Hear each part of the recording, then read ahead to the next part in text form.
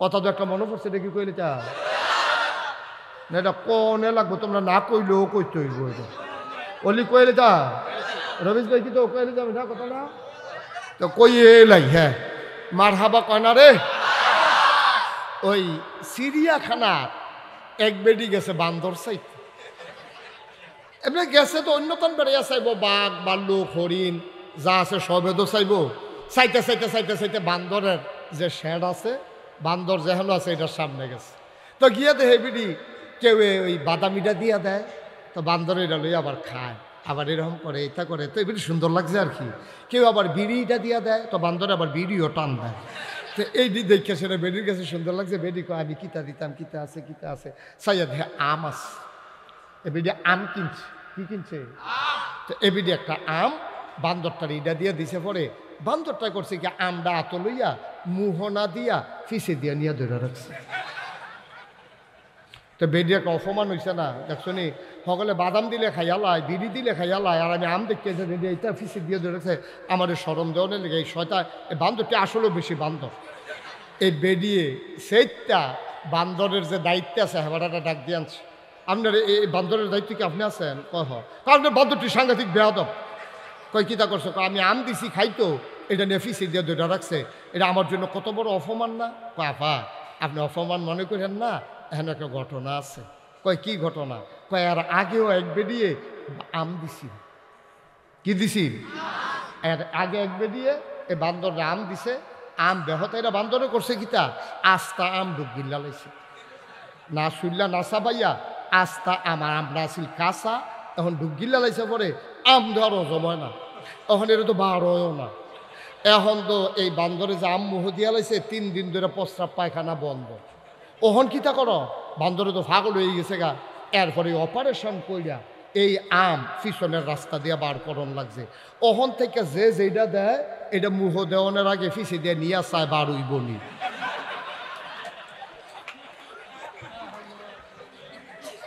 যদি দেখে যে বার হইব তো হইলে মুহ দেয়, না হইলে হালাই দেয়। বান্দরেরও একটা আহল আছে, বান্দরেরও একটা বুঝ। মুসলমান, চিড়িয়াখানার বান্দরেরও বুঝ আছে, আমার দেশের নেতার বুঝ নাই, ঠিক কিনা? বান্দরের একটা বুঝ আছে, বারুই বনি খাইয়া লাইলে সারত না, পরের দিন বারুই বনি। বান্দরের ওই চিন্তা আছে, কিন্তু আমার দেশের নেতার এদ্দুর চিন্তাও নাই, পারত না, হেইডও আঞ্জা দিয়া ধইরা বইয়া থাহে, ঠিক কিনা? ওই আমি মুস্তাক ফৌজি, আমার যদি তুমি একটা ফৌজ দিয়ে আম দাও বড় চাইয়া, এটা যদি আমি চিপতাম লই, এটাকে আমি ফাড়াম। আমি ছোটো সাইজের আম হইলে চিপতাম ফাড়াম, বড় সাইজের আম হইলে এটা কাইটটা আমি খাওয়ান লাগবো। এটা আমি কোনো আত লইয়া খালি চিপলে চিপা হইতো না, আমার আঙ্গুলে বেড়াইয়া না তো। তাহলে যেটা তোমার বেড়াইয়া না, এটা দইটা বইয়া তাও কি হত্যা? বান্দরে বুঝলো যেটা বারুই বনি চায়, আর তুমি বেহতেরা মানুষের মতো মুহে যে যেটাইয়ে বড়বড়াইয়া কইতে থাহ, ফারবা কি ফারবা না সেই খবর নাই। এটার না বললো বাংলাদেশ, ঠিক কিনা ক? আর আমরা রইলাম এই বেহতেরা মানুষ, আমরা রইলাম এই বেহতেরা নাগরিক, যে যেটা কয় এটাই বিশ্বাস করে। তো পারবো কি পারবো না এটার চিন্তা করেন, ও না কইনা যে তারা তারা পড়ছে বিপদ, ঠিক কিনা ক? সাবধান, খুব সাবধান, সামনের দিকে আমাদেরকে খেয়াল রাখতে হবে। মানুষ বারবার এক ভুল করে না, বারবার ভুল করা যাবে না। কথায় সামনের দিকে আমরা গলবো না, আমরা চিন্তা করবো তেজে কইলো ঘরে ঘরে বিল্ডিং করে দিব, ঘরে ঘরে চাকরি দিব, ঘরে ঘরে চাউল দিব, ঘরে ঘরে ভাত দিব, আসলে পারবনি এটা আগে যাচাই করবেন, এরপরে চিন্তা করবেন। তার আগে কথা শুই না কাজ করবেন না, কারণ আমার দেশের নেতার আর বুঝ কম, তারা এমন কথা কইয়া বইয়া থাকে যেটা পারত না হেইটাও কয়। ওই যে বান্দরের বুঝ আছে, আমার নেতার বুঝ নাই, ঠিক কিনা কও? কষ্ট হইতেছে আপনাদের? তাইলে 1 নম্বরে নবীজি বলছেন জেনা, এটা যদি ব্যাপক হারে ছড়াই যায় তাইলে সমাজ শেষ, আজকে হচ্ছেও তাই। 2 নম্বরে মাপে এবং ওজনে কম দেওয়া। আজকে আপনি সব জায়গায় যান, ঘুষতের দোকানও যান, ওজনে কম দেয় নাকি দেয় না? মা কথা কথা ওজনে কম দেয় নাকি দেয় না? আমরা এলাকায় এক বেড়ায় 10 কেজি গুস্ত আনছে মেহমান আইব দেখিয়া, খাইয়া টাইয়া সাইডে সকলে মেমানে আড্ডি টাড্ডি ফর্দা টর্দা রগ মগ যে মাপছে 9.5 কেজি হয়েছে। যেটি হালাই দিছে এটি গুস্ত আনছে কয় কেজি? এই সুইয়া মুইয়া সেটা আধা কেজি খাইতেও পারছে, আর বাহি 9.5 কেজি হালাই দেওয়ান লাগছে। এবার বুঝেন কি গুস্তটা দিছে। নাউজুবিল্লাহ কইতেন না? জোরে কইতেন না নাউজুবিল্লাহ? মুসলমান, ও মুসলমান, আপনি আপনার এলাকায় তরকারি হয়, আপনি উত্তর গড়ের আলু দেখাইয়া দক্ষিণ গড়ের আলু বেচছেন না, এটা ইসলাম এটাকে সমর্থন করে না। আপনি চিকন ছোট্ট ছোট্ট আলু দেখাইয়া, সুন্দর সুন্দর আলুগুলা দেখাইয়া, আপনি যে আলুগুলাতে পোকায় ধরেছে, খাবারের উপযুক্ত না, আপনি সবগুলো আলু একসাথে মিশাই দিলেন, আপনি প্রতারণা করলেন, আপনি মানুষকে ধোঁকা দিলেন। কোনো মুমিন মানুষ কাউকে ধোঁকা দিতে পারে না, না কথায়, না কাজে, না ব্যবহারে, না আচরণে। ভাই, আল্লাহর নবীর এক সাহাবা আরেক সাহাবারে বলছে, ভাই আপনি একটু দাঁড়ান, আমি বাড়ি থেকে আসতেছি, 2 ভাই মিলে একসাথে এক জায়গায় যাব। যিনি দাঁড় করাই দিয়া গেছে ওনার আর মনে নাই, উনি বাড়িতে গেছে, বাড়িতে গিয়ে আর মনে নাই, তিনি ভুলে গেছে একজন যে মসজিদের সামনে দাঁড় করাই গেছে, এটা আর ওনার মনেই নাই, উনি তো ভুলে গেছে।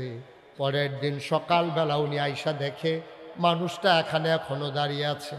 দেখা মনে পড়ছে, কয় ভাই আপনি এখানে দাঁড়াই রয়েছেন কেন? কয় ভাই আপনারা বলছিলেন এখানে দাঁড়ানোর জন্য আপনি আসতেছেন, আপনি আসেন নাই, এই জন্য আমি যাইতেও পারি না। আয় ছেলে, আয় আয় ছেলে, বসো। উঠছো কেন তুমি? খুব সাবধান, খেয়াল করে শোনেন। চিন্তা করছেন নি? চিন্তা করছেন ইসলাম জিনিসটা কি? ইসলাম জিনিসটা কি? আপনি কখনোই কাউকে প্রতারিত করতে পারেন না, আপনি ধোঁকা দিতে পারেন না। আপনি ধোঁকা যেটাতে দেওয়া লাগবে আপনি এই কথাটা বলবেন না, দয়া করে। আপনি যেটা পারবেন না এটা বলেন কেন? আপনি কেন বলছেন যে ভাই চিন্তা করো, তুমি ঘরের কাম শুরু করো, আমি তোমার দিকে খেয়াল রাখাম? তো কি খেয়াল রাখবে? এবারে প্রত্যেক দিন আইতে যাইতে এবারে জগর তুলে চায়, আর হেবারায় মনে করছে ঘরের কাম ধরলে কিছু টেহা দিব।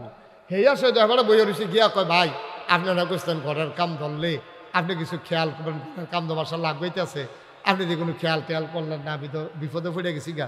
কই কি খেয়াল করছি না? ডেইলি 2 বার খেয়াল করি, যাইতেও চাই আইতেও চাই। এই খেয়াল মানে যে এই খেয়াল না, এবারে তো মনে করছে কিছু টেহা টুয়া দিবে। আপনি প্রতারিত করেছেন, আপনি ধোঁকা দিয়েছেন, আপনি মানুষটাকে তাকে আপনি এই মিথ্যা আশ্বাস দিয়েছেন। তাইলে 2 নম্বরে আমাদের সমাজে এখন সবচেয়ে বেশি জঘন্য অপরাধ শুরু হয়েছে, মাপে এবং ওজনে কম দেওয়া। এটা কিন্তু আমাদের জঘন্য কারবার। আপনি জায়গা কিনছেন, শহরে যদি 5 শতক জায়গা কিনেন, আপনি 5 শতক জায়গা বুঝতেইতেন পারতেন না।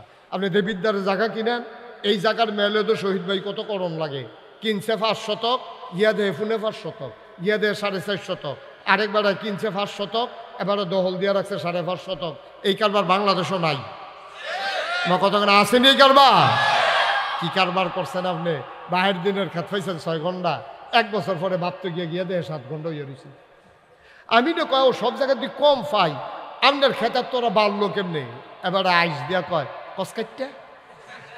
কস কাটতে কাটতে সেরকম দিয়া বছর খানেকের মাথাত এবারে 1 ঘন্টা বাড়াই লাইছে, 6 ঘন্টার 7 ঘন্টা বাড়াই লাইছে।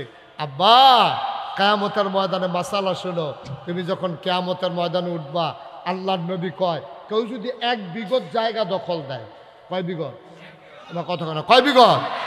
1 বিঘত জায়গা যদি আপনি কারোর কাছ থেকে অন্যায়ভাবে দখল দেন, কিয়ামতের ময়দানে পূর্ব থেকে পশ্চিম 1 বিঘত ফাঁসে, দৈর্ঘ্য হইল পূব থেকে পশ্চিম, তলের ফেল হইল 7 জমিন, তলের ফেল কয় জমিন?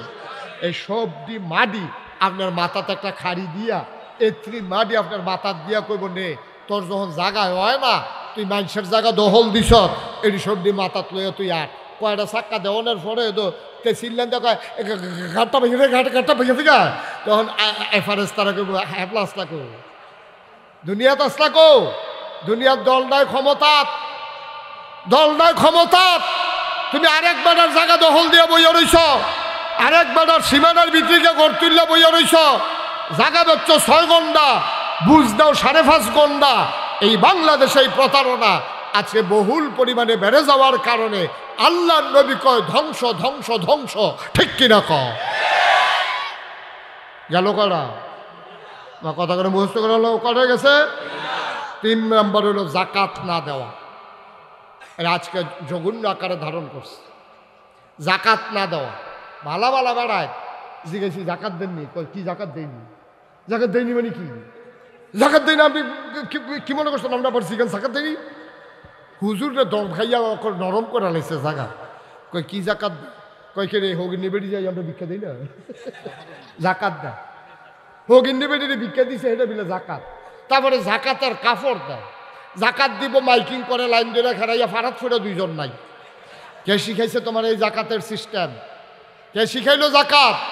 আল্লাহ তাবারক ওয়া তাআলা এই একটা আয়াতের ভিতরে আকিমুস সালাহ ওয়া আতুজ যাকাত, জাকাতের এত গুরুত্ব, নামাজের লগে লগে জাকাতের কথাও আল্লাহ কোরআনে তুলে ধরেছেন।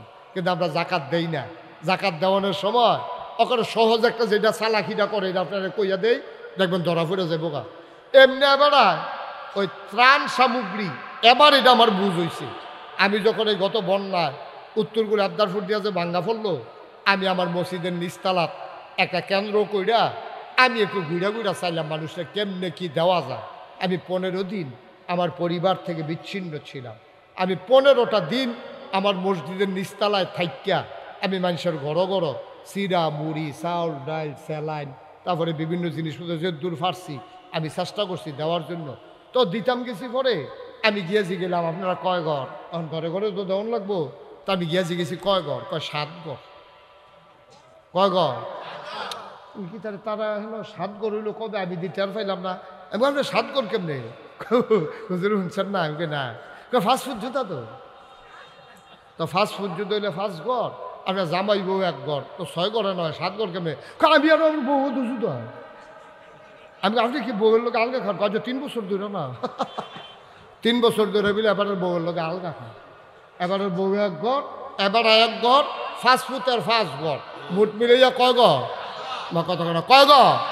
তা আমি তো আর কি হলাম, তারা যেহেতু 7 ঘর 7 ফটলা দিয়েছি। এর কয়েকদিন পরে আমি মসজিদে ঘোষণা দিলাম, যারা যত ঘর আছে ঘর ফিসে 500 টাকা করে দিবেন। ঘর ফিসে মসজিদে কত দিবেন? আরে কথা কয় না, কয়শ? এখন যখন আমি হেবাটারে জিজ্ঞেসি বুড়া বেড়ারে আপনারা কয় ঘর? কয়েক ঘর। কয়েক ঘর কেমনে? কয় আমরা ফাস্ট ফুড আর আমরা জামাই এটা ফাস্ট ফুড লাগি এখন হইতে থাকি আমরাই তো।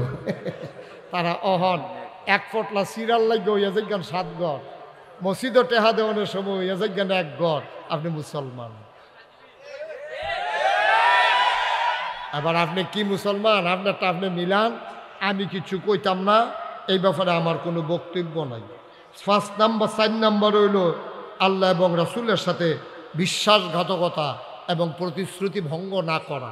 আমরা আল্লাহর লগে ওয়াদা করছি আমরা নামাজ ছাড়তাম না, আমরা রোজা ভাঙতাম না, আমরা হজ করাম, জাকাত হইলে জাকাত, ফরজ হইলে জাকাত, এটি ওয়াদা করে আইছি, আমরা যেন এটা ভুলে না যাই। 5 নাম্বার হইল পিতার কিতাব অনুযায়ী নিজেদের জীবন পরিচালনা করা, অর্থাৎ কোরআন সুন্নাহ মতো নিজের জীবন পরিচালনা করা। আবার 1 নাম্বার যে আসলাম হ্যাঁ আবার ফিরা যাই। মুসলমান মন দিয়ে শুনুন, বেপরদার কারণে আজকে বাংলাদেশে যেই সমস্যাটা হচ্ছে, আজকে অবাধ মেলামেশার কারণে সমাজের দাম্পত্য জীবনগুলো ধ্বংস হয়ে গেছে, পারিবারিক বন্ধনগুলো নষ্ট হয়ে গেছে, সমাজ আর সমাজ নাই, অসৎ মানুষে সমাজ ভরে যাচ্ছে, জারদ সন্তান সমাজে জন্ম নিচ্ছে, কিন্তু আমরা নিজেরা যারা জন্ম দিচ্ছে আমরা নিজেরাও জানি না, ঠিক কিনা? আচ্ছা, সাংঘাতিক অবস্থা শুরু হয়েছে এই সমাজের ভিতর। অথচ আল্লাহর নবী বিবি ফাতেমার যখন বিয়ের সময় হলো, অনেকেই বিয়ের জন্য প্রস্তাব নিয়ে আসলো। আল্লাহর নবী কারো প্রস্তাব গ্রহণ করলেন না। আলী রাদিয়াল্লাহু তাআলা আনহু সবাই মিলে যখন ওনাকে পাঠালেন পরামর্শ দিয়ে, আবু বকর, ওমর, ওসমান সবাই কয় আলী রে, ও আলী তুমি একটু নবীর দরবারে যাও, কিচ্ছু বলার দরকার নাই। নবী বসে আছেন মসজিদে নববীতে। হযরত আলী যখন হেঁটে যায়, নবীর সামনে গিয়ে সালাম দিয়ে দিলেন দৌড়। নবী মুচকিয়ে হাসলেন। নবী বুঝলেন আলী লজ্জা পাচ্ছেন। আবার সবাই মিলে আলীকে পাঠালেন। সালাম দিয়ে দৌড় দেওয়ার আগে নবী ডাক দিয়ে বললেন, আলী এদিকে আসো, তোমারও বিয়ের দরকার, ফাতেমারও বিয়ের দরকার, তোমার মতামত কি? এবার আলী ডাক দিয়া কয়, নবী গো, আপনার যেই মত আমারই তো সেই মত। সুবহানাল্লাহ বলবেন। আমি তো আপনার ঘরে রান্না হলে খাই, আপনার ঘরে রান্না না হলে আমিও না খাইয়া থাকি, আপনার বারান্দাতেই তো আমি ঘুমাই, আমার তো আলাদা ঘরও নাই। সুবহানাল্লাহ বলবেন না। আমার একটা আলাদা ঠিকানা নাই, আমার একটা ঘর নাই, আমার চুলা নাই, আমার খাবারের ব্যবস্থাও নাই। আপনি যা বলবেন তাই তো আমার সিদ্ধান্ত। আল্লাহর নবী বললেন, ঠিক আছে, তুমি একটা ছোট্ট ঘর ভাড়া নিয়ে নাও। আলী একটা ছোট্ট দেখে ঘর ভাড়া নিলেন। লম্বা ঘটনা, সবটা বলা আমার উদ্দেশ্য না। সংসার শুরু হয়ে গেল আলী এবং বিবি ফাতেমার। একদিন ফাতেমার প্রচণ্ড জ্বর। তখন হাসান হুসাইন দুনিয়াতে চলে এসেছেন, ওরাও ছোট্ট ছোট্ট বাচ্চা। ফাতেমার সাংঘাতিক জ্বর, ঘুমিয়ে আছেন সবাই। জ্বরের ভিতরে ফাতেমা কান্দে। আলীর ঘুম ভেঙে গেল। জ্বরের ভিতরে মানুষটা কাঁদতেছে। আলী লাফ দিয়ে উঠলেন, কপালে গিয়ে হাত রাখলেন, দেখে জ্বরের কারণে মনে হয় শরীরটা পুড়ে যাইতেছে। আলী ডাক দিয়ে কয়, ফাতেমা, ও ফাতেমা, তোমার এত সাংঘাতিক জ্বর, কেন তুমি ডাকলা না ফাতেমা? আমি তো পাহাড়ি ঝর্ণা থেকে পানি এনে তোমার গায়ে ঢালতে পারতাম, ওষুধের ব্যবস্থা করতে পারতাম। ফাতেমা কান্দার কয়, আলী ও স্বামী আমার, আপনি পেরেশানি কইরেন না, আপনি কান্নাকাটি কইরেন না, অস্থির হইয়েন না। এই জ্বর যেমন তেমন জ্বর না, আমি আর বাঁচব না, আমি আর দুনিয়ায় থাকব না, আমার বিদায় দিয়েও দেওয়া লাগবে। এই জ্বর মানি হচ্ছে আমার বিদায়ের জ্বর, মনে হয় যে কোনো সময় আমার ইন্তেকাল হয়ে যাবে। আলী বললেন, এই কথা আর বলবা না, মানুষের জ্বর হলে কি মানুষ মরে যায় নাকি? ফাতেমা ডাক দেখো, আপনার বোধহয় মনে নাই, আমার আব্বাজান দুনিয়া থেকে বিদায় হওয়ার সময় আমারে কানে কানে বলেছিলেন, ফাতেমা, জান্নাতের ভিতরে আমার পরিবারে সবার সাথে দেখা হবে, তোমার সাথে আগে। সুতরাং ফাতেমা কান্নাকাটি কইরো না। সেই দিন বুঝেছিলাম আব্বার ইন্তেকালের পরে আমি ফাতেমার বেশি দিন দুনিয়ায় থাকব না।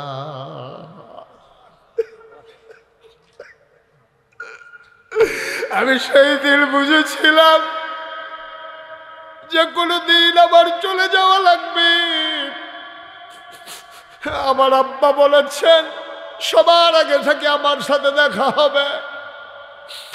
আলী, আমি বোধহয় চলে যাব, যাওয়ার আগে আপনার একটা স্বীকৃতি লাগবে, আমার একটা সার্টিফিকেট লাগবে।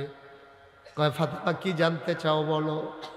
আব্বা বলেছেন যেই স্বামী তার স্ত্রীকে ভালো বলে, এই স্ত্রীটা নাকি আসলেও ভালো। আপনি একটু দয়া করে বলে দেন আমি স্ত্রী হিসেবে কেমন মানুষ। এবার আলী হাতে ধরলেন, চোখের পানি ছেড়ে দিয়ে কাঁদতে শুরু করলেন।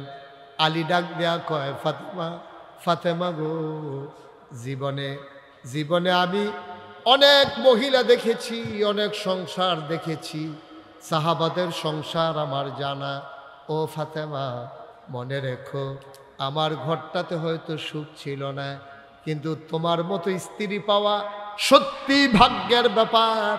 কত মানুষ তোমারে বিয়ে করার জন্য নবীর কাছে প্রস্তাব দিছে, কিন্তু নবীজি রাজি হয় নাই, আমারে পছন্দ করছে।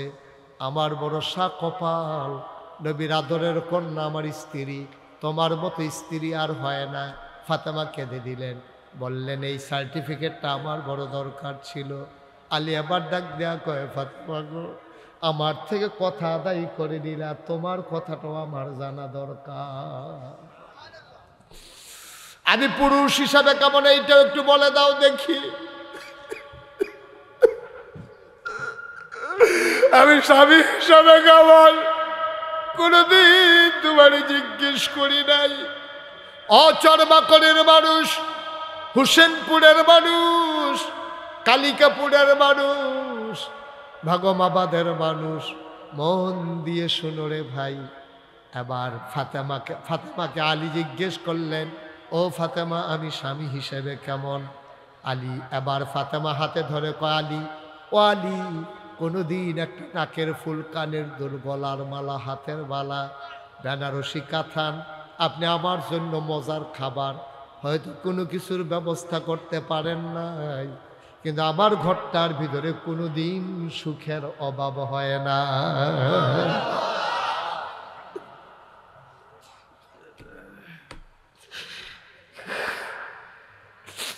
আমার কোনো সম্পদ ছিল না, কোনদিন সুখের অভাব ছিল না গো স্বামী। আমি আপনার প্রতি আমার কোনো অভিযোগ নাই, আপনি স্বামী হিসেবে আমার সেরা স্বামী। এবার ফাতেমা ডাক দেয়া কয়, আলী, ও আলী, স্বামী আমার, আপনার কাছে আমার একটা ওসিয়ত আছে, একটা আবদার আছে। আমি যদি রাতের ভিতরে মরে যাই, তাইলে আপনি একটা কাজ কইরেন, অন্ধকার থাকতে থাকতে হাসান হুসাইন রে নিয়া আপনার ইমামতিতে বন্ধু বান্ধব কয়েকজন ডেকে রাতের অন্ধকারে জানাজা দিয়ে আমারে কবর দিয়ে দিয়েন। যদি আজকে রাত্রে মারা যাই, ফজরের আগে যদি মারা যায়, আপনি রাতের ভিতরে কবর দিয়ে দিয়েন। ফজরের পর পর্যন্ত আপনি আমাকে অপেক্ষা করাবেন না, আমার লাশটা রাখবেন না। আলী আবার কান্দার কয়, ফাতেমা, ফাতেমা, তুমি হইলা নবীর আদরের কন্যা। নবীর 4 জন মেয়ের ভিতরে নবীজি তোমারে আদর করছে বেশি, তোমার সুনামও বেশি। আয়েশাও কইছে, নবীর স্ত্রী আয়েশা তোমার আম্মা, উনি বলেছেন ফাতেমারে দেখলে মনে হইতো ফাতেমা হাঁটে না, মনে হইতো যেন নবীজি হেঁটে যায়। ওনার কথা, ওনার আচরণ, ওনার খাওয়া দাওয়া, ওনার হাসি, ওনার চাল চলন নবীর সাথে হুবহু মিল ছিল। চেহারাও ছিল নবীর চেহারার সাথে অনেকটা মিল। মুফাসসিরিনে কেরাম, মুহাদ্দিসিনে কেরাম কয় এটার কারণও আছে। কারণ হইল 3 মেয়ে, খাদিজা রাদিয়াল্লাহু তাআলা আনহার ঘরে 4টা মেয়ে, জয়নব, রুকেয়া, উম্মে কুলসুম, ফাতেমা। এই 4 মাইয়ার ভিতরে 3 মাইয়া বড় হয়ে গেছে গা খাদিজা আম্মা, আমাদের আম্মা খাদিজা থাকতে থাকতে। কিন্তু যেই দিন খাদিজা আম্মাজান খাদিজা ইন্তেকাল করে, তখন ফাতেমা ছিল ছোট মানুষ। ফাতেমা তখনও বুঝে না মা কারে কয়। তখন যে মা যে ইন্তেকাল করছে, ফাতেমা মার গালো ধরে ধরে কান্দে, আম্মা, আম্মা, আম্মা, তুমি যে কথা কও না আম্মা, তারপরে কে গোসল করাবে, কে আমার চুলের ভিতরে সিঁথি কেটে লাল ফিতা বেঁধে দেবে, কে আমারে ঘুম পাড়াবে, কে আমারে লোকমা দিয়া খাওয়াবে। নবীজির কলিজাটা এমনি ফাইটা গেছে। আর এরপরে ফাতেমার এই কথাগুলো শুইটা নবীজি একেবারে অস্থির হয়ে গেলেন, টান দিয়া বুকের সাথে মিশাইয়া ধরে কয়, ফাতেমা, ও ফাতেমা, আম্মু নাই, কি হয়েছে? আমি আছি না, আমি ঘুম পাড়াবো, আমি গোসল করাই দেব, আমি তোমার চুল আশ্রে দেব, লাল ফিতা বেঁধে দেবো। সুবহানাল্লাহ বলবেন না? দুজাহানের বাদশা নবী, আপনি কল্পনা করতে পারেন? দুজাহানের বাদশা নবী, এই নবীর মেয়ে সত্যিকার অর্থেই তিনি নবীরে ফাতেমারে বুকের ভিতরে শোয়াইয়া আস্তে আস্তে ঘুম পাড়াই দিতেন। মুফাসসিরিন মুহাদ্দিসিনে কেরাম কয়, নবীর যে নবুয়তের ওমটা, নবুয়তের যে গরমটা, এটা ফাতেমা যত পাইছে কোনো মেয়ের আর পায় নাই। সুবহানাল্লাহ বলবেন না?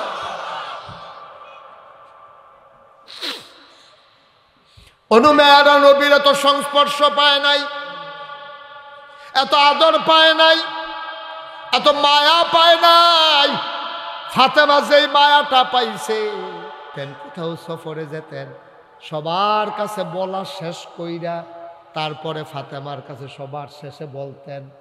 আবার যখন বাইরে থেকে আসতেন, সবার আগে ফাতেমার কাছে আসতেন, ব্যাগটা খুলে দিতেন, ফাতেমা, তোমার যেটা পছন্দ হয় এটা আগে নেবা, তারপরে আমি অন্য বাচ্চাদেরকে দেব। ফাতেমা এমনই লক্ষ্মী মেয়ে, একটা জিনিসও ধরতেন না, বলতেন, আব্বা, আপনি সব আগে অন্যদেরকে দেবেন, থাকলে আমি নেব, নাইলে আমার লাগবে না।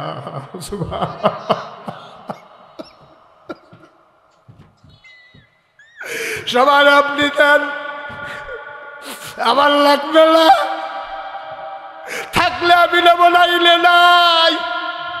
যেমন তেমন কথা না আব্বা, এ কথার অনেক ওজন।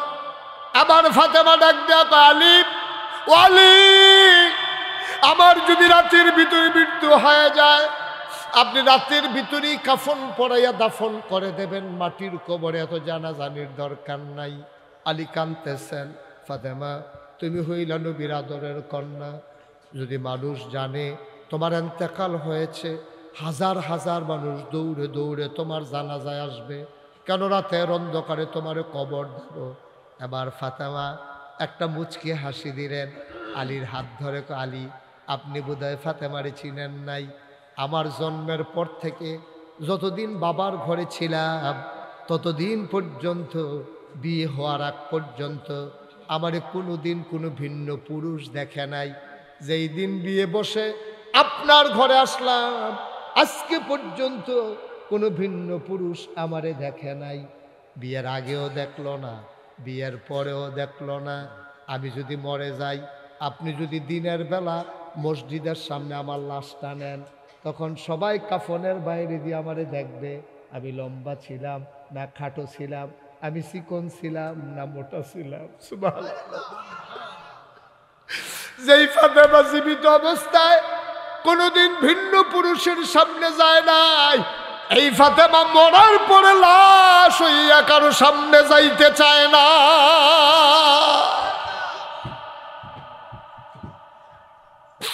ও হুসেনপুরের মায়েরা, ও আমার আদরের বোনেরা, মুশতাক ফয়েজি যদি কোনোদিন আর না আসে, কোনোদিন যদি তোমারে না ডাকে, মনে রাখবা আমি এসেছিলাম, মনে রাখবা কথা কয়টা বলে গেলাম, কথাগুলা মনে রাখো।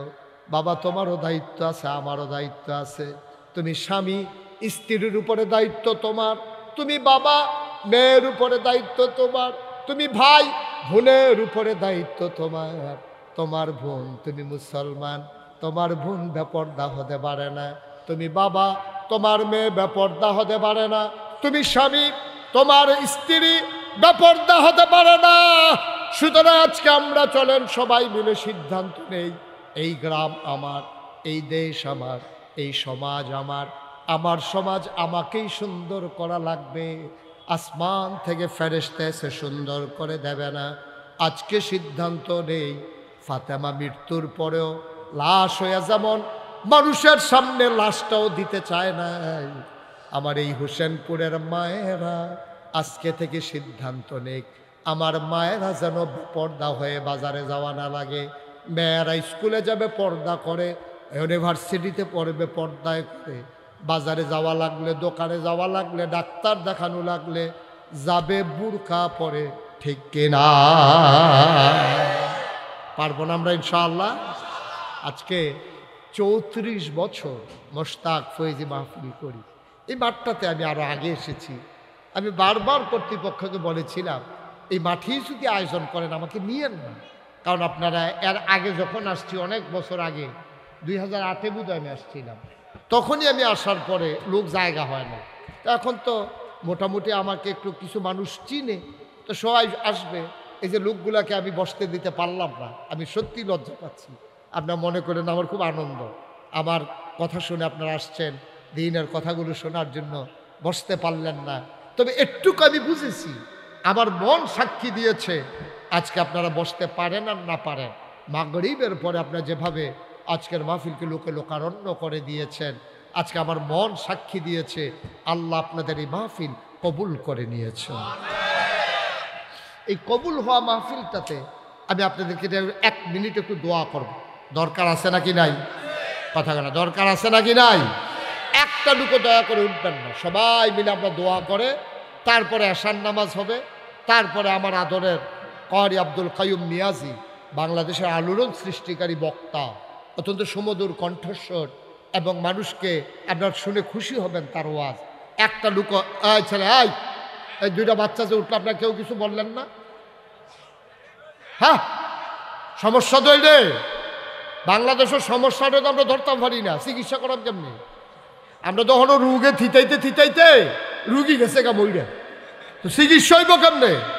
বাংলাদেশের সমস্যা হইল খারাপ কাম করেন না, মানুষের সংখ্যা বাংলাদেশও কম, খারাপ কাম করে 2-3টা, কিন্তু আমরা দেশের ডাক দেউন না নাই, ঠিক কিনা কম? ডাক দিবে মারহাবা বলো, জোরে বলো না। এত মানুষ এখানে থাকলে শুধু এই আওয়াজ হয়? আপনি তো ফানের লেগে করতেন, ফরেন না ফাঁদ ছড়া ফান মুহ দিয়ে বইয়া রয়েছে নিয়ে মারহাবা বলেন। আমি সবাই না বললাম তোমরা মোবাইলগুলো বন্ধ করে দাও, বুঝছো না কথা? মোবাইলটা বন্ধ করো না, বন্ধ করে ফকট লয়ে এলাম। তোমরা না ওয়াজ শুনতে পারতে আসো, না দেখতে পারতে আসো। দেবিদ্দারের মাহফিল দইরা দেবিদ্দারের একটা ঘটনায় কই, ওই যে বিড়াল্লা দিয়ে এগুল দিয়ে যখন শহীদ ভাই ওই ঢালাইয়ের কাজ চলতেছিল, তখন তো রাস্তা অর্ধেকটা বন্ধ অর্ধেকটা খোলা। তো এই অর্ধেকটা বন্ধের ভিতরে জামে ফিরে গেলাম একবার মাহফিলও যাইতে। আমার লগে দিয়ে একটা সিএনজি, জামে পড়লে তো আমি যেমন পড়ছি অন্যরাও পড়ছে, আমার লগে দিয়ে একটা সিএনজি খেলে রয়েছে ওখানে কাছাকাছি। তো তখন জ্যাম তো রাস্তা অর্ধেকটার ভিতরে 2টা গাড়ি। তো সিএনজিতে আমার এই গাড়ির ভিতরে দেখে আলাইছে, এখানে বেড়াইতে আছে বেরিয়েতে আছে। তো বেড়াইতে বেরিয়েতে কইতে আছে হুজুরে হুজুরে। তা আরেকজনের কারে না হুজুরে না কেনা হইলে চা কইয়া সেটা মোবাইল বার করিয়া একবার মোবাইলের ফাইল চায়, একবার আমার ফাইল চায়। আমি বুঝছি মিলাইতে আছে। আমি কইতাছি, দেখলাম যে তারা তো টেনশনে আছে, তো আমি কইলাম যে তারা টেনশনটা দূর করে দিই। আমি পরে কইছি আমি কইছি, পরে তারা বুঝালেছে দেখছি তুই হুজুরে। হ্যাঁ, তোমরা তো সারা জীবন দিয়ে মোবাইলের ভিতরে হেতারাও রাস্তার মধ্যে জ্যামো ফইরা চাইলো, তোমরাও বাইক বইয়া বইয়া চাইলা। ওহন আমি মাহফিল হয়েছি, ওহনও যদি ভিতরে চাইয়া তো আমি বাড়ুইছি গিরতাম এন, তাই ভিতরে থাকতাম, এটাই ভালো আছি। হ্যাঁ কে হলুল্লাহ ঠিনি রে, তোমরা ইয়া আমার দিকে চাইয়া তো ওহন মোবাইল বন্ধ। রমেশ ভাই মোবাইল বন্ধ করে নিয়েছে, এবার ওর মোবাইলে নাই। এবার যদি মোবাইলটা লইয়া গিয়া কি বিপদে পড়ি। আমিন কর। সবার মনোযোগ ঠিক আছে তো না? যারা হিজরত করেছে, মক্কা ছেড়ে মদিনায় চলে গেছে, তাদেরকে বলে মুহাজির। আর যারা মক্কা মদিনায় ইসলাম গ্রহণ করছে তাদেরকে বলে আনসার। আনসার কয় কারে? কারণ তারা মক্কা থেকে যারা গেছে তারা কোনো মতো শরীরটা লইয়া দুপুরে গিয়া পড়ছে, তারা কাপড় সুফর ব্যাগ ট্যাগ কিচ্ছু নিতে পারছে না। এক কাপড়ে একজন সাহাবা ছিল আব্দুল্লাহ, তিনি তো কাপড়ও নিতে পারছেন না, কোনো মতো একটা তেনা ফেসাইয়া গিয়া সেটা মদিনায় উঠছে। সুবহানাল্লাহ কইতেন না? তো তারা যখন নবীজির কাছে কিছু আনসার সাহাবারা দেখা করে গেছে, আবার মুহাজির যারা তারা আইছে, যারা হিজরত করছে আইসে পরে নবীজির সবাই ডাক ডাক, ও তোমরা একটা সাবধান করি, 5টা গোনা। কয়টা? কথা কেন কয়টা? ছেলে এদিকে থাকা, কয়টা? 5টা গোনা সাংঘাতিক। 5টা গোনা কি? কীতিক সাংঘাতিক। 5টা গোনা সাংঘাতিক। যদি এটি তোমরা ভাইয়া বল, নবীজি কইতে আছে, নবীজির কথা কি সত্য না মিথ্যা রে? নবীজি কয় যদি এই 5টা গোনায় তোমরা ভাইয়া বল, ধ্বংস, সাংঘাতিক ধ্বংস। আমিও আল্লাহর কাছে সাহায্য চাই, আল্লাহ এই 5টা গোনা আমারই দিও না, আমার উম্মতরেও দিও না, তোমরাও সাহায্য চাও। তখন ওই মুহাজির যারা তারাও কান্দন শুরু করছে, আল্লাহ নবী গো আপনি সাক্ষী থাকেন, আমরা আল্লাহর কাছে সাহায্য চাই যে আল্লাহ যেন আমাদেরকে এই গোনা থেকে বাঁচিয়ে রাখেন। এই কথাটা আমরা পাইছি আব্দুল্লাহ ইবনে ওমর রাদিয়াল্লাহু তাআলা আনহুর সুবাদে। তিনি এই কথাটা আমাদের জন্য জানাই দিয়েছেন, সংকলন করেছেন। এই হাদিসটা বাইহাকি ইবনে মাজাতে এসেছে। কয়টা না? কথা কইবা সবাই, কয়টা? মুখস্থ করালাম আমরা, কোনো কথা ভিতরে থাকতো না, সব মুখস্থ। কয়টা গোনা? এটা কি স্বাভাবিক না সাংঘাতিক? কম না বেশি? বেশি সাংঘাতিক। 5টা গোনায় ফাইলে তুমি শেষ, খাইছো তো। 1 নম্বরে হলো জিনা। এই জিনা যদি কোনো সমাজে সইরা যায় তাহলে এই সমাজকে আর বাঁচাই রাখা যায় না। আজকে গোটা বিশ্ব হচ্ছেও তাই। নবীর হাদিসগুলা মনে হয় যেন আজকে আমরা হোসেনপুর বইয়া বইয়া নবীজি কইতে আছে, আমরা যেন শুনতে আছি। সুবহানাল্লাহ কইতেন না? কি কথা রে এটা? ১,৫০০ বছর আগে কইছে, ও এই ৫টা গোনায় তোমরা ফাইয়া বইলে তোমরা গেলাম ধ্বংস হয়ে যায় বাগা। মনে হয় যেন আজকের সাথে একবিংশ শতাব্দীর সূচনা লগ্নে ২০২৫ সালে আজকে জানুয়ারি মাসের ২০ তারিখ মনে যেন নবীজি আজ যে আমরা বই একখানো করে কইতে আছে। এই জেনা তোমাদের ভিতরে যদি প্রচুর প্রচলন হয়ে যায় তাইলে সর্বনাশ হয়ে যাবে, তোমরা এই ক্ষতিতে আর বাঁচতে পারতা না। এটা সাংঘাতিক। এটা কি স্বাভাবিক না সাংঘাতিক? সাংঘাতিক। এখন আপনি যদি কোন হুজুর এখনও আমরা সমাজে এত চর্চা না, জেনা শুধু শারীরিক মেলামেশার নাম জেনা না। জেনার কিছু আছে প্রাথমিক স্তর, কিছু আছে মধ্যম স্তর, কিছু আছে একবারে পরিণতি।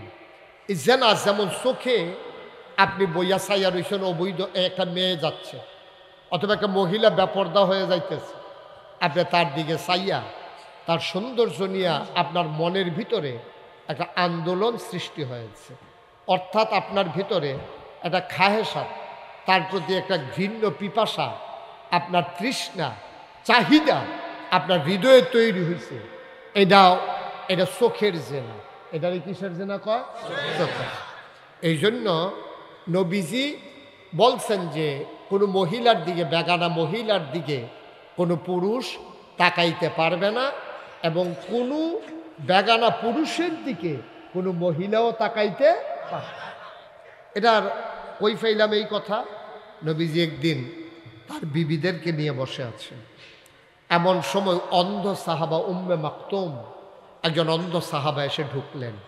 ঢোকার পরে নবীর বিবিরা, মাইকটা একটু কমাই দাও, নবীর বিবিরা কেউ আর দৌড় দেন, সবাই বসে রয়েছে, একজন অন্ধ সাহাবা ঢুকছে।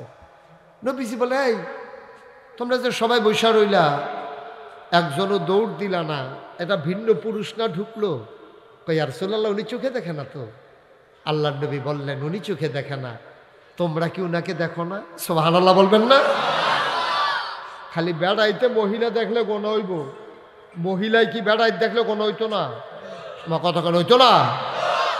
আপনি মহিলা বোরকা পরছেন, আম্মা আমার বোন, আপনি আমার আম্মা, আপনি বোরকা পরে এক মহিলা পুরুষ হাইটা যায়, আপনি তার দিকে চাইয়া রইছেন, আবার দরজার ফাঁক দিয়া বেড়ার সিফা দিয়া আপনি চাইয়া রইছেন যে হুজুরে যায়। তো হুজুরে আপনারা দেখেন, আপনি যেহেতু সিফাত আছেন, কিন্তু আপনি তো কায়দা করে খেয়ে রইছেন হুজুরে চাওনের লেগিয়া, তাহলে হুজুরে আপনারা দেখলে যেই গোনা, আপনিও হুজুরে দেখলে হেই গোনা।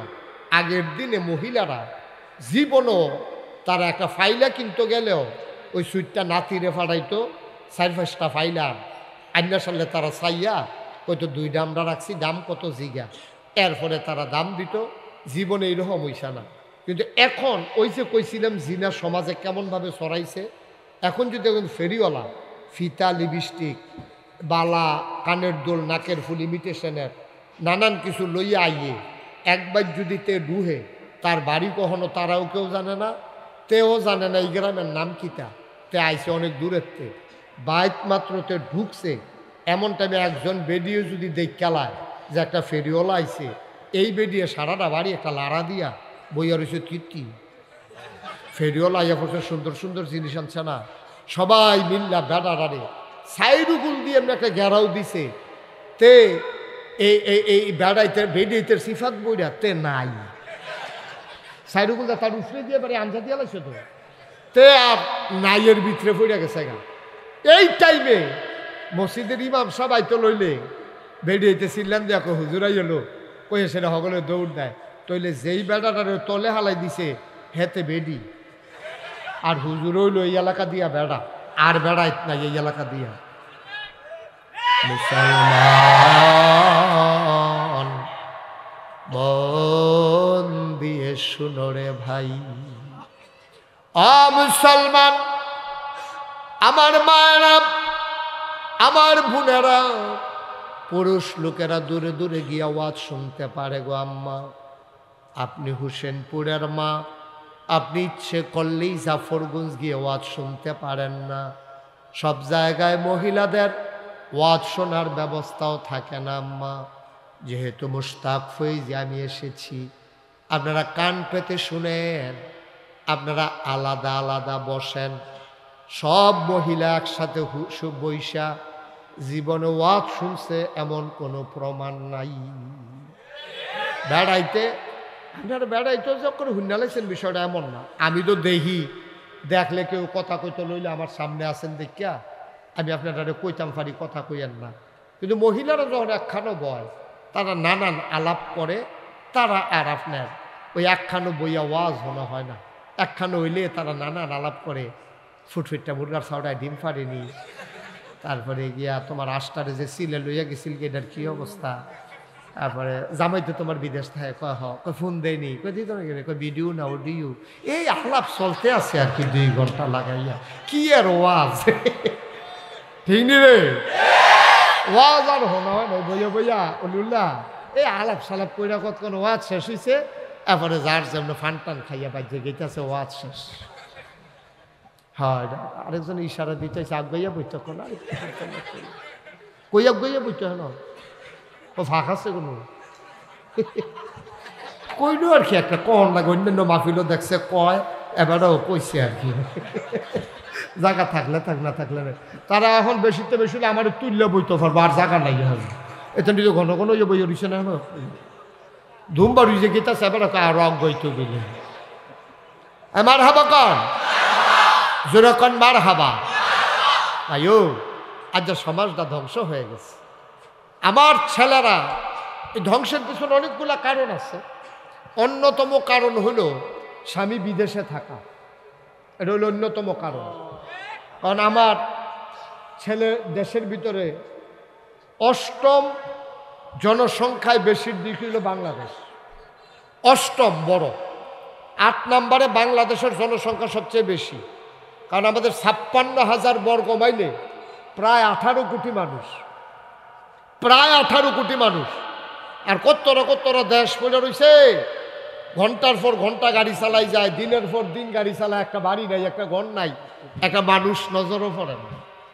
আর আমরা দেশটার মধ্যে 18 কোটি মানুষ, এই হ্যাঁ উডানো আর উডান এক ফ্ল্যাট থেকে সকলটি বাড়ি হইলে রাস্তাটা বন্ধ হয়ে যাবো, এইরকম কারবার। কুমিল্লা শহরে যে বড় বড় বাড়ি হয়েছে, সবাই যদি একদিন কয় আমরা ঠিক 12টার সময় সবাই রাস্তাত নামাম, তো এই দিন রাস্তা তার গাড়ি থাকতো না, ঠিক কিনা কম? এই যে আমরা ফলাফান্ডি বিদেশ যাই কেড়ে, জায়গা কম, কামাই রোজগারের ব্যবস্থা কম। আরে বসে আপনি এতক্ষণ কয়ে আসতেন যে 0.5 ঘন্টা কত হইল?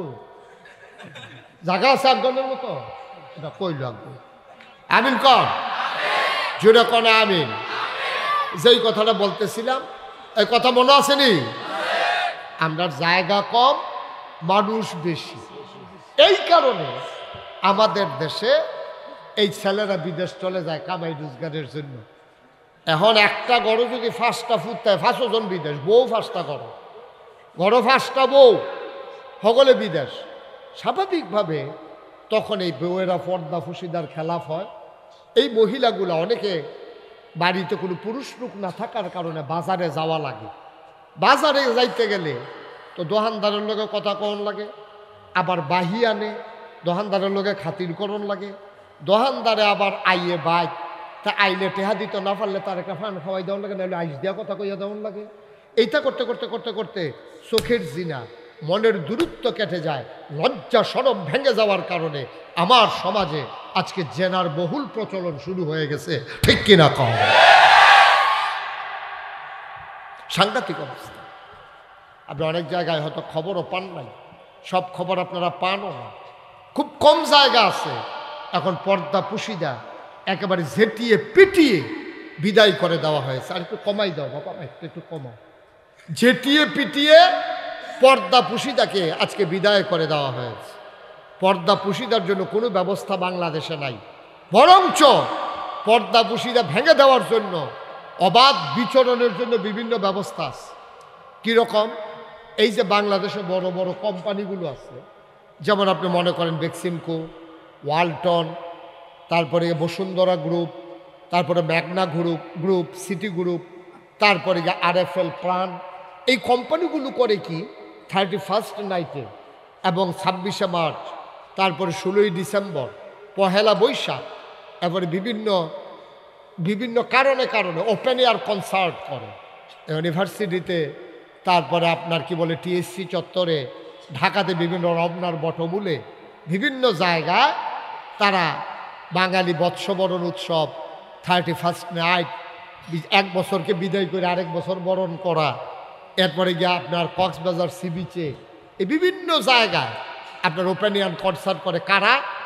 আমরা যাদের মাল কিনা খাই, আমরার ঘরও ওয়ালটন ফ্রিজ আছে, প্রাণের মাল আছে, বেক্সিমকুর ওষুধ আছে, নানান ধরনের কাপড় আছে, যাদের কাছে সিমেন্ট, বসুন্ধরা সিমেন্ট আছে, ম্যাগনা গ্রুপের সিমেন্ট, এই যে আমরা অন্যান্য তারা জিনিস ব্যবহার করি, আর আমরারে বেচ্চা মাল বেচ্চা যেই টেহারি তারা লাভ হয়, এই লাভের টেহারি দিয়া বাংলাদেশে এই যে এত হাজার হাজার মাহফিল হয়, আপনি কোনো একটা মাহফিলে যে একটা শিল্পকার গ্রুপ, একটা বড় একটা কোম্পানি কইছে যে হুসেনপুর মাহফিলও যত খরচ হয়, হুজুরের হাদিয়া, মাইকের ভাড়া, ফুস্টারিং, মাইকিং, লাইটিং, যা কিছু এলইডি সবটির খরচ আমরা প্রাণ কোম্পানি দেব, অথবা আরএফএল কোম্পানি দেব, অথবা বেক্সিমকো কোম্পানি দেব।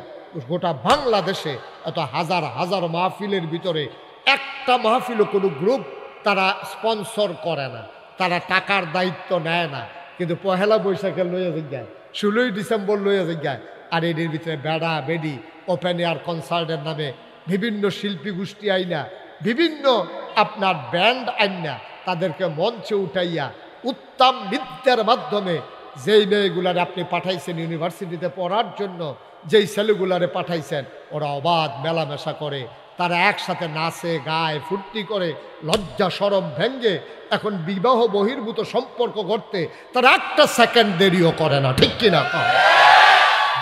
ওই যে 1500 বছর আগে নবীজি কইছে, শেষ তো, সব শেষ, আপনি সব ধ্বংস হয়ে গেছে। যেই জায়গাতে একটা মেয়ের আর একটা ফলায় দেখছে না, এখন দেখছে তো দেখছে, এক লগে নাচছে, আত দইরা আসছে, বিবাহের আগেই তারা অবাধ মেলামেশার সুযোগ পেয়ে গেছে। তাইলে একদিন এমন হবে বাংলাদেশে যে বিবাহের কথা কইয়া আপনার ফলারেও রাজি করাইতেন পারতেন না, মাইয়ারেও রাজি করাইতেন পারতেন না। ইতিমধ্যে একটা গ্রুপ বাংলাদেশে তৈরি হয়ে গেছে যারা বলে বিবাহ ঝামেলা, দরকার নাই এটা, শারীরিক মেলামেশার জন্য বাচ্চা কাচ্চা দেয়া কিতা করাম, আমার জীবন শেষ, সবই শেষ, শুধু আমি, শুধু আমি, শুধু আমি। আমরা থেকে যখন আমিতে চলে আসছে, তখন অবাধ বিচরণের মাধ্যমে আমার সমাজটা আজকে ধ্বংস হয়ে যাচ্ছে। এই কথা আমার না, এই কথা 1500 বছর আগে নবীজি ওয়াজ করে গেছেন, ঠিক কিনা বলেন? এই জানার প্রচলন বাংলাদেশে এখন কমছে না বাড়ছে? বাড়ছে। এই জন্য অনেকগুলো কারণ আছে, এর ভিতরে 2-3টা কারণ আপনাদেরকে বললাম। এটা থেকে ফিরে আসতে হবে, আর এটা থেকে ফিরে আসার জন্য পর্দার কোনো বিকল্প নাই। আপনি পর্দা ব্যবস্থা এই জন্য আল্লাহ তাবারক ওয়া তাআলা ফরজ করে দিয়েছেন, এর বাইরে যাওয়ার কোনো সুযোগ নাই, আপনাকে পর্দা মেনটেন করতেই হবে। আমি লেখাপড়ার বিরুদ্ধে না, আপনার মেয়ের আপনি ইউনিভার্সিটিতে পড়ান, ওকে ফাইন, মোস্ট ওয়েলকাম, আপনার মেয়েকে পড়াইতেই হবে। কারণ আমার স্ত্রীর যদি সিজার হয়, আমার স্ত্রীর সিজারটা একজন ডাক্তার যে করবে, সে পুরুষের চাইতে মহিলা হয়, এটাই স্বাভাবিক। কোনো পুরুষ ডাক্তার যদি মহিলার সিজার করতে চায়, তাহলে তার লজ্জা শরম বলতে কিছু থাকলো না। তো ডাক্তার মহিলা হইলে না মহিলাদের সিজার করতে পারবো? এখন মহিলার সিজার করতে হলে মহিলা ডাক্তারের দরকার, এখন মহিলা ডাক্তার বানাইতে হলে লেখাপড়ার দরকার, আর লেখাপড়া করতে গেলে ইউনিভার্সিটিতে যাওয়াই লাগবে, মেডিকেল কলেজে যাওয়াই লাগবে, আপনার দেবিদ্যার কলেজে পড়াই লাগবে। ওকে, আমার তো কোনো আপত্তি নাই, কিন্তু আপনার মেয়ে, আমার মেয়ে, আপনার বোন, আমার বোন ইউনিভার্সিটিতে পড়বে, কলেজে যাবে, হাই স্কুলে যখন সে যাবে, আর ভিতরে নারীত্ব ফুটে উঠবে, সে পর্দার ভিতরে থাকবে, ঠিক কিনা বলেন? আর আপনারা বলেন, দেবিদ্যার কলেজে কয়টা মেয়ে বোরকা পরে যায়? আপনারা বলেন, আপনাদের হাই স্কুলে কয়টা মেয়ে বোরকা পরে যায়? একটাও না বলা যাবে না, অনেকেই যায়, যারা নিজ উদ্যোগে যায়।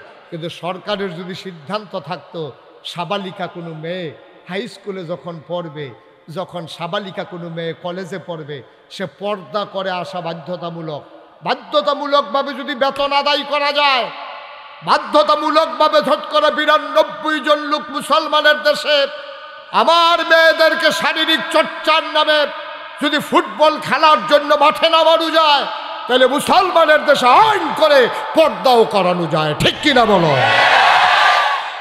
বিয়ার উপযুক্ত মাইয়াফান খেলাত নামাই দিছ, তোমরা সংস্কৃতির বিকাশ ঘটাইতেছ, তোমরা মানুষের উন্নত স্বাস্থ্য ব্যবস্থা তোমরা উন্নত করতেছ, বিবাহের উপযুক্ত মেয়েদেরকে নামাই দিছে ফুটবল খেলার ভিতরে।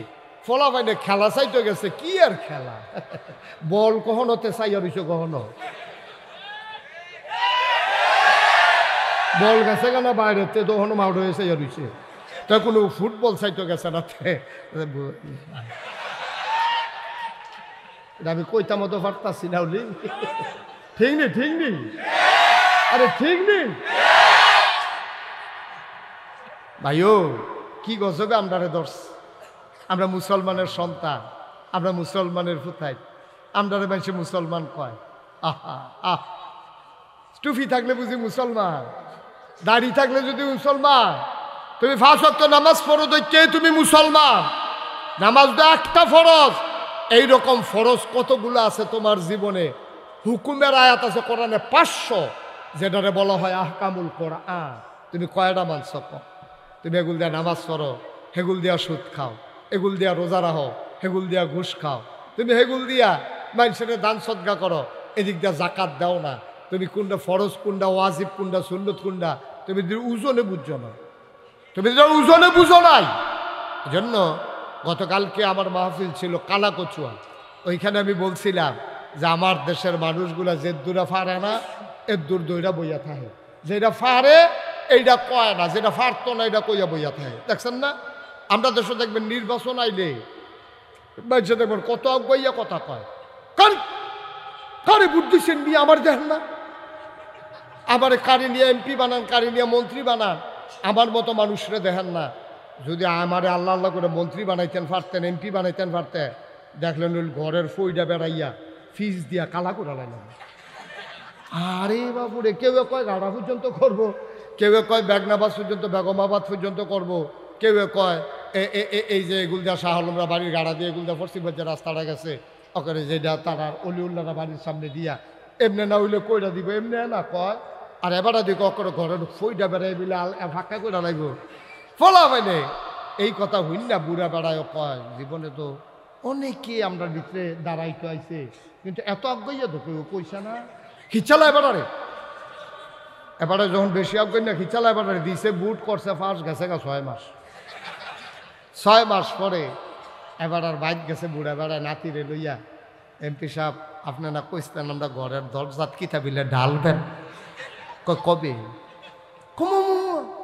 নির্বাচনের আগে রাইতার 2:30টার সময় ঘুমেরতে তুললেন, আপনি কইলেন আমরা ঘরের দরজাত বেড়ে কিতা ডাইলা কালা করে লাইবেন। আমরা নির্বাচনের আগের কথা লইনি হন আর্তাছে, আমরা বুট ফাউনের লেগে কত কথা কই, সব রেডি শুনেন ঘিরতেন আপনি, নাউজুবিল্লাহ কইতেন না।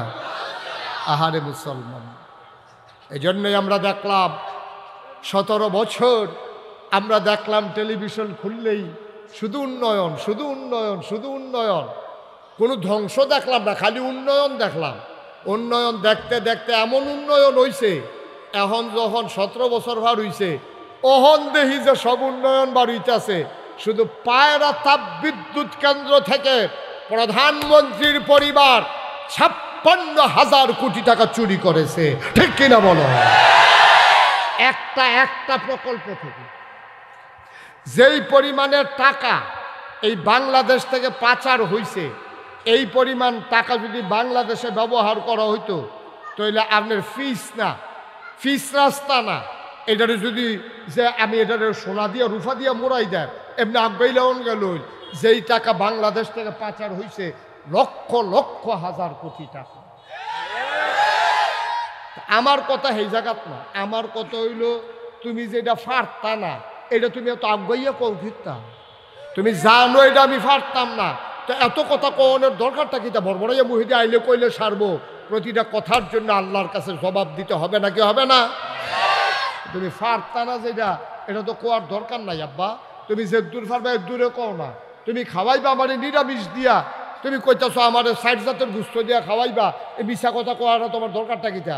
আমি নিরামি শূন্য রাজি হইলে তোমার বেদ্যর গুস্ত খাইতাম, আমি যাইতাম না। তুমিও দোষী না, আমিও মুক্ত, শেষ। এই দুইটা উঠতে গেছে, এই দুইটারে যদি বোয়াই দিতেন তবে আরেকজন উঠলো না। তো আমরা এখন থেকে ছেলে বসা, এখন থেকে আমরা এই যে উঠে তার কোনো বিচার হইতো না, যারা লগের তো উঠছে বিচার হইব তারা। যে না বুঝে না তারা তো বুঝে, তো তারার লগের তো উঠতে গেল নেই, যার লগের তো উঠবো তার বিচার হইব। এখন থেকে যেতে উঠবো তার ভিতরে তো বুঝে না, তো বুঝলে কোনো উঠলো না, ঠিক নিও। শুধু আপনারা খেয়াল রাখেন কেন উঠে তোমরা এমনি দৌড়দৌড়ি করতেছ। রমেশ ভাই কই গেল? ভাই যে কই গেছিলে বেড়া? মার হাবা কন। তো যেই কথাটা কইছিলাম, আমি আইয়া শুনলাম যে আল্লাহর খাস মেহরবানি যে এই মসজিদে আমিও আইয়া দেখছিলাম এটা, ওই যে আগে আসলাম। আর আমরা হুবুর বাড়ি এই হোসেনপুর বইয়া বাড়ি, ওই যে চেয়ারম্যান সাহেব ছিল যে আব্দুল সালাম চেয়ারম্যান, এই বাড়িতে আমরা হুফু বিয়া দিছি। আবার ফুফার নাম ছিল আব্দুল সাত্তার। অনেক আগে উনি এন্তেকাল করছে, সংগ্রামের আগে না পরে দিয়ে এইরকম জায়গা হ্যাবলা আমি হইছিও না। আচ্ছা হইছি, ওইলে হইছি। হ্যাঁ তো হ্যাঁ কি করছে? আরে বস, মার হাবা কর। আমাদের এই যে মসজিদরা আমি আইয়া শুনলাম, আমার খুব খুশি লাগছে, ভাল লাগছে যে দেখেন মসজিদরা বাইরটা হইতে হইতে বুড়ায় লম্বা বেড়াইতে যেমনি বয়স হয়ে গেলে বাইরটা হইয়া যায় গিয়া, আমরা এই মসজিদরাও দেখেন কই আসছি রোসাপ, তখন বাইরটা হইতে হইতে কই ইয়া পড়ছে, বয়স হয়েছে যেটা মসজিদে দেখলে বোঝা যায়। কি ক এই মসজিদরা তারা কইছে নতুন করে ওসা কইরা সুন্দর করে ফাউন্ডেশন দিয়া তুলব। মসজিদরা করতে গিয়া আমার অত্যন্ত আনন্দিত, একটা আনন্দের খবর আছে। হাজি আবু তাহার তারা হাজি আবু তাহার কো এই এবারায় হাজি আবু তাহের এই মসজিদ করতে গিয়ে যত রড লাগে, আপনি রডের মধ্যে বাস দেওয়া বইয়ে থাকে না, না আপনার দেশও দেয় তো। এই হাজি আবু তাহের যত রড লাগে মসজিদ করতে, এই জনাব আলহাজ আবু তাহের সাহেব সবগুলো রড উনি দিয়া দেবেন। সবাই বলেন মারহাবা। কবুল কর, মঞ্জুর কর, মনের আশা পূরণ করে দাও। হাজি সোবহান চৌধুরী কেনা এবার বড় ভাই ও এবার আসেনি, কই গেছে? হ্যাঁ আরে কথা বলতে পারেন না কি? বিদেশ সাহে না কি গেছে না বাইক উত্তর হয়েছে, করতে পারেন না? স্বাস্থ্য খারাপ তো, এটা তো একটা ভালো কথা। তো যখন দোয়া করেন যে জুম করে জনাব আলহাজ সোবান চৌধুরী সাহেব উনি দিয়া দেবেন 30,000 ইট। বলো মারহাবা। 30,000 ইট হলে ইট কোনো আর লাগতো না। আর যেবারায় 30,000 ইট দিতে পারবো, আরো 5,000 ইট লাগলে এবারায় দিতেও পারবো, ঠিক নিও। ব্রিকফিল্ড তো সারছে কাপ, মসজিদটা যদি ব্রিকফিল্ডের লগে হইতো তো আরো ভালো আছি। হ্যাঁ আচ্ছা মাশাল্লাহ, যত ইট লাগে এই সোবান চৌধুরী ইনশাল্লাহ দিয়া দিব। হাজি রমিজ উদ্দিন কারাইরা, যে আমি যে রমিজ ভাই ডাকতেছি এবারা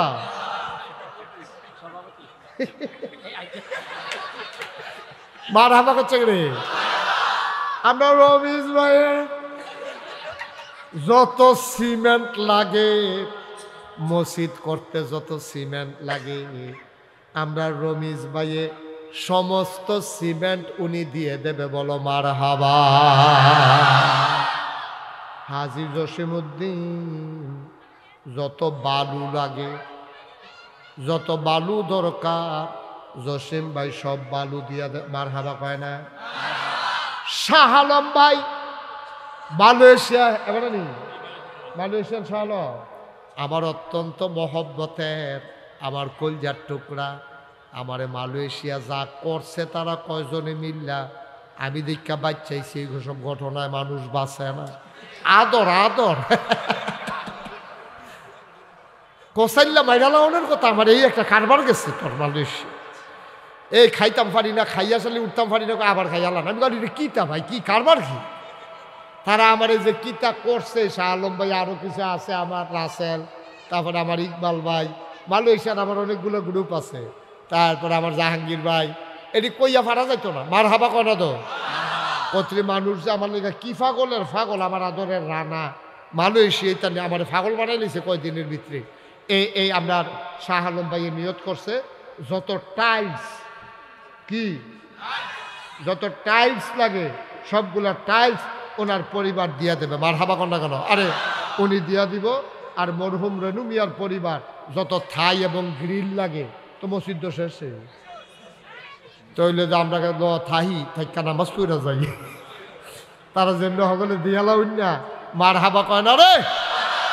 এখন রাজমিস্ত্রির খরচ এটা যোগান গেলে যখন গেলে ইনশাল্লাহ মসজিদ হয়ে যাবো গা, আল্লাহ যেন কবুল করে সবাই কনা আমিন। কেউ খুশি মনে যে সকলে যেহেতু বাক করে রয়ে গেছে গা, যে হুজুর আমি ইনশাল্লাহ 10,000 টাকা দিয়ে দেব, বেশি চাইলাম না। একজন আসেননি যে হুজুর আমি ইনশাল্লাহ মসজিদের কাজের জন্য 10,000 টাকা দিয়ে দেব, আল্লাহ খুব খুশি হয়েছি। আমি যে এত জায়গাত গেছি এমনি এই কারবার আমি আর দেখছি না, না না এমনি বাক করে লয়ে যে কোন সকলতা আমি জীবন এই কারবার আর দেখছি না। আল্লাহ যেন কবুল করে সবাই কনা আমি। হ্যাঁ আরে রাহেন এবারটা ফার্স্ট হয়েছে কিনা আব্দুল সামাদ ভাই, উনি দিবেন 10,000। কি নাম তোমার? এনামুল হক। সামাদ ভাইয়ে 10,000, এনামুলে 10,000। 3 নাম্বার কি নাম? নিয়ামতুল্লাহ ভাই, উনি দেবেন 10,000, হয়ে গেল 30,000। হ্যাঁ কে? মালু ভাই। ফুলা নাম কর। আর আপনার নাম কি? কি আর মালু মিয়া কোনো নাম আছে নাকি? মালু ভাই না এবার কফাল বালা এবার বালু দিছে না, বালুয়ে তো একটা মিল্লা গেল কেন রে? কি নাম এটা? আপনি বদলাইতে পারছেন না নামটা? মালু রাহেন আপনার জন সাহেব হয়েছে বালু আলু মালু, যেটা রাহেন মালু ভাইয়ে দিয়া লাইব 10,000, হয়ে গেল মার হাবা কয় না রে, হয়ে গেল 40,000। কি নাম তোমার? নাম কি? কাজী আমরান। তারা বাবার নাম কাজী আজাদ। এই কাজী আমরানে দিয়া লাইব 20,000, হয়ে গেল 60,000। মাশাআল্লাহ। কি নাম? হ্যাঁ জয়নাল আবেদিন নাম্বার, উনি দেবেন 10,000। কত? 40। কিরে এবারে সেইটাকে ধর, দুজনে ধর এবারে। এবারে সেইটা গেছে গা আজ কি রড দণ্ড ইয়ে হয়েছে না, টেহা লইতেছি। হ্যাঁ ইয়া কিনা জয়নাল আবদিন নাম্বার কত? আপনি এটা হিকছেন কখনো? ওইলে 50 দিবেন, না হইলে 1 লাখ দিবেন। এটা কই হিকছেন? এটা না বেশি ইয়া বাইরে গেছেন গা আপনি। আচ্ছা 50-50 বাড়াবাড়ি করিচ্ছে তোরা। 50 রাজি হয়ে গেছে গা। অনেকে আছে মাইরের নমুনা দেখলে তাড়াতাড়ি রাজি হয়ে যায় গা। এবারে দেখছে যে নমুনা খারাপ, কলারি বেড দিয়া লাগবে, এবারে দিয়া রাজি হয়ে গেছে গা কোনো মতে 50,000। জনাব কি নাম? না জয়নাল আবদিন নাম্বার দিয়া লাইছে 50,000। এখন বলো মার হাবা। আমরা অলিউল্লাহ ভাই তো কিছু দিচ্ছেন না, অলিউল্লাহ ভাই আগে কিছু দিছে না রে। এখন অলিউল্লাহ ভাইয়ে কয় দিয়া লাইব 1 লক্ষ টাকা। কবুল করে, মঞ্জুর করো, মনের আশা পূরণ করে দাও, দানের হাদিয়া সোনার মদিনায় পৌঁছে দাও, কামাই রোজগারের রহমত ওর বরকত বাড়াইয়া দাও কোন আমি। আর কেউ আছে? 10,000। কি নাম? জামাল হোসেন, উনি দিয়া লাইব 50,000। কবুল করো, মঞ্জুর করো, মনের আশা পূরণ করে দাও। আর কে আছেন? 10,000। 10,000 কেউ আছে? প্রবাসী সুমন বাইরে থাকে, বাইরে বড় নাকি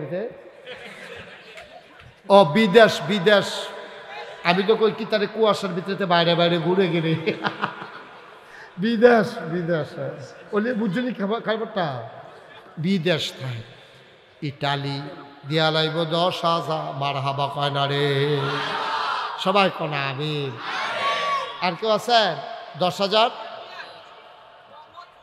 মোহাম্মদ জুয়েল উনি দেবেন 10,000 কবুল করো মঞ্জুর করো সবাই কনা আমি হ্যাঁ জুয়েল আপনি আপনার নাম কি তা এই লোকটা ছেলেটা ইয়া টিপে লেজার টিপে দেখেন না কেউ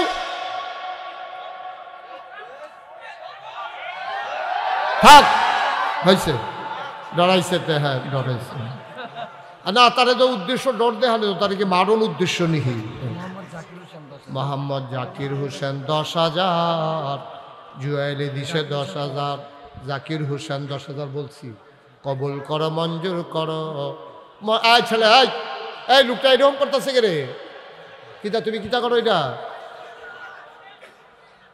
লড়াচড়া করো না আমিন কন মাশাআল্লাহ এরপরে কাজ শোনান কাজ শুরু হইলে আমার যদ্দূর ধারণা হয়েছে এখানে অনেক লোক আছে আন্তরিকতা আছে ইনশাল্লাহ হয়ে যাবে কাজ আটকাবে না আমি আবার আসব তখন আসব মসজিদ উদ্বোধন করার জন্য ইনশাআল্লাহ কথা ঠিক আছে না ইনশাআল্লাহ ব্যবস্থা হয়ে যাবে হ্যাঁ ঠিক আছে আবার আগে দিয়ে আইতে হইব হ্যাঁ এবার ইয়া বেশি হ্যাঁ আবেগ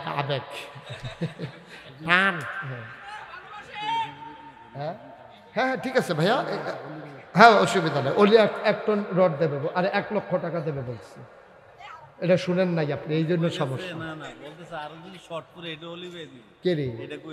কে রে অলি ভাইয়া তো অলিয়ে কইছে আচ্ছা শুনেন অলি আরো কইছে যে যদি আর পরে শর্ট পরে অলি আছে অলি আমার আদর আমি ওর সম্পর্কে জানি মন সম্পর্কে জানি যদি এমনি না দেয় আমারে জানাইবেন আমি আবার আমন লাগবো আর কি দূরে দো দিত না দিয়ে ওরে দিতেন না দিয়েও তো ভালো মার হাবা বলো আল্লাহ যেন কবুল করে সবাই করা হবে মসজিদ আর আটকাবে না আপনারা টেনশন করেন না বাংলাদেশে যে আয়োজন লইয়া আপনারা নামতে আছেন এত আয়োজন লইয়া কোনো মসজিদ আমার জীবন আমি দেখি নাই এইভাবে নামতে আছে এরকম একটা মসজিদ আমি দেখি নাই যে এইভাবে রড সিমেন্ট ইট বালু থাই গিরিল এমনি সব টান লইয়া এরপরে টাইস এরপরে টেহা লইয়া সবাই নামছে বাংলাদেশে একটা মসজিদও নাই এরপরে টেনশন করেন গিরতেন আপনি শীতের ভিতরে ঘামতাছেন গিরতেন এখানে বইয়ে বইয়া মেম্বর দায়িত্বে আছে সবাই কোন মার হাবা আরে দুই কারণে গামে এবারে গামতে আছে এতটা হাজে উঠতে আছে কি তারে এর লাইগা গামতে আছে এবারে হ্যাঁ মার হাবা বলো ইনশাল্লাহ হয়ে যাবে আমার ওভার কনফিডেন্স আছে এই জায়গার সম্পর্কে আমার ধারণা আছে হয়ে যাবে এটা আপনাদের টেনশনের দরকার নাই সবাই কনা আমিন জোরে কনা আমিন আল্লাহ যেন কবুল করে সবাই পড়ে না আমিন বন্ধুগণ তা মসজিদ নিয়ে আমাদের চিন্তা নো টেনশন আল্লাহর ঘর আল্লাহ করে দেবে ইনশাআল্লাহ এই ব্যাপারে কোনো চিন্তা আছে ইনশাআল্লাহ আমাদের আল্লাহ যেন হেফাজত করে সবাই কনা আমিন আল্লাহর খাস মেহরবানি আপনারা জানেন যে নাগাইশ দরবার শরীফে এই যারা আমেরিকার কাছে গেছেন দাওয়াত দিত ওই কি নাম না আব্দুল মান্নান আরও যারা আমার দাওয়াত দিতে গেছে তারা কয়েকবার 2-3বার গেছে এটা কারণও আছে তারা চাইছিল ওই মূল টাইমে আমি আওয়ানের লেগিয়া আমি বারবার কইছি আমি দিনে গেলেও আপনার যেই জায়গা আপনার কোনো লোক জায়গা দিতে বসো তুমি বসো আপনার কোনো লোক জায়গা দিতেন পারতেন না আমি মাগরিবের পরে গেলেও আপনারা মাগরিবের পরে গেলেও আপনারা সারবো তারা চাইছিল না এসার পরে আমি আইতাম আমার আরেকখানো মাহফিল আছে কিন্তু তারা তো বুঝে না আমি তো বুঝি আমার ধারণা আছে তো মাশাল্লাহ যথেষ্ট আর মানুষ হইলে কিতা করলেন কিতা করলেন হইল কিতা এটা ফিটাফিটির লাইন লইল মার হাবা কন আল্লাহ যেন কবুল করে সবাই কনা আমিন ইনশাল্লাহ হয়ে যাবে আপনারা শুনে খুশি হবেন যে আমি আপনারা তো শুধু মসজিদের কাজ ধরছেন সাথে হেফসখানা আছে আমার এখানে ওই কি নাম না আব্দুল মান্নান তারা যে গেছে দেখতে আইছে আমি চিন্তা করছি মুস্তাক ফয়েজিদ আবার আইতাম না দুনিয়ায় একদিন পট করে যাই গিয়া আর আওয়ানের আর সম্ভাবনা কি মুডেও নাই। আবার কিয়ামতের ময়দানও যদি আল্লাহ ভালা হিসাবে তুলে তৈলে হয়তো দেখা হইব আর কি। তো চিন্তা করলাম যেহেতু মুশতাক ফৈজির কিছু মানুষে চিনে, যেহেতু বাংলাদেশের বাইরে বাংলায় যারা কথা কয় মোটামুটি মুশতাক ফৈজির নামটা শুনছে, চিন্তা করে দেখলাম কিছু একটা করণ দরকার। আল্লাহর খাস মেহরবানি আপনাদের দোয়ায় আমি দাদায়, আমার যে দাদা আপনারা তো সবাই জানেন যেহেতু আমি আপনাদেরই মানুষ, আমার আব্বা মারা গেছে দাদার আগে মারা গেছে আব্বা।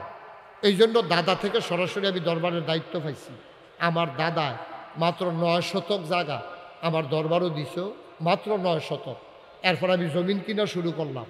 আপনারা এই জামাই কনু কাকু আমার মসজিদের লগে আমার মাদ্রাসার লগে বাড়ি, আপনারা এই জামাই এই যে ওইখানে আমি যখন ওই আপনাদের ইয়াও গেছে অলিউল্লাহও গেছে, আমরা একসাথে 4টা ডাইল ভাত খাইছিলাম একদিন, অলিউল্লাহ সহ গেছিল।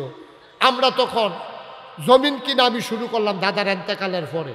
আল্লাহর খাস মেহরবানি এখন নাগাইশ দরবার শরীফ 18 একর জায়গা, 1800 শতক জায়গার উপরে আমার কমপ্লেক্স। মার হাবা বলবেন না? দাদাই দিছিল কয় শতক? আর এটা এখন হইছে কত শতক? 1800 শতক। 1800 শতক। আমার এখানে 10টা প্রতিষ্ঠান, একটা খানকা, একটা দাখিল মাদ্রাসা, একটা নুরানি মাদ্রাসা, একটা হাফিজিয়া মাদ্রাসা, একটা ধাতব্য চিকিৎসালয়, একটা গণপাঠাগার, একটা গবেষণাগার, একটা ছাত্রাবাস, একটা ইয়াতিমখানা, একটা মসজিদ। আমার মসজিদরা, আপনার তো জায়গা কম, আপনারা তারপর আমার সাথে পরামর্শ করবেন। মসজিদের ব্যাপারে আমার অভিজ্ঞতা আছে, আপনারা কিন্তু হুট করে কাজ ধরেন না। মসজিদে কেমনে ফাউন্ডেশন দিতে হবে, ইঞ্জিনিয়ারদের কেমনে ড্রয়িং করাইতে হবে, এই ব্যাপারে আমার অভিজ্ঞতা আছে। ড্রয়িং শেষ হলে আমাকে দেখাবেন, না দেখাইয়া কাজে হাত দিবেন না, অনেক ফাঁক ফুকর আছে হেন। আমি তখন আমার চিন্তা করলাম যে বড় কইরা ইনশাল্লাহ দরবারে একটা মসজিদ করা। আমার ইঞ্জিনিয়াররা মিল্লা যে ড্রয়িং করে আনছে আমারে দেখাইছে, পর আমি ডরাইছি। আমি বলি কি তারে? হুজুর মসজিদ। আমি বলি একটু বড় দেখা যায়নি। হুজুর একটু বড় হয়ে। আমি কীরকম বড়? একসাথে নামাজ পড়তে পারবে 6000 লোক। কয় হাজার? নিচতলা হাসপাতাল, সবটা মিলে 20,000 স্কোয়ার ফুট জায়গার উপরে আমার নিচতলায় হাসপাতাল, দোতলায় 3তলায় মসজিদ। মসজিদ মাদ্রাসা কতই আছে, কিন্তু সারাটা বাংলাদেশের গ্রাম পর্যায়ে কয়টা হাসপাতাল আছে? আমি চিন্তা করলাম গরিব দুঃখী মানুষগুলা একটু চিকিৎসা পাওয়া দরকার আছে, তাদের অধিকার। এই জন্য আমি নিচতলায় ফ্রি হাসপাতাল করে দিচ্ছি, যেন মানুষ চিকিৎসা নিয়ে যাইতে পারে।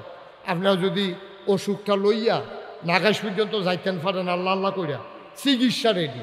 মার হাবা করেন না কেন? ইনশাল্লাহ ফ্রি চিকিৎসা, যারা অসহায় গরিব মানুষ থাকবে তাদের ফ্রি চিকিৎসার জন্য নিচতলায় হাসপাতাল, দোতলায় 3তলায় মসজিদ। পয়লা আমারে তারা কইছে, আমি জিগেলাম এটা যে মসজিদ করবি তোরা, এটা করতে কীরকম লাগবো? কই হুজুর 15 কোটি টাকা। কয় কোটি? আমি কই বেড়া 15 কোটি টাকা এটি খেলা কথা, এত টাকা আমি তো জীবনে 1 কোটি টাকা একখানো দেখছি না, তোরা দেখছ? কয় না আমরাও দেখছি না। কই তো 15 কোটি টাকা এটা আন্দাজ করে কাম করুন লাগে না?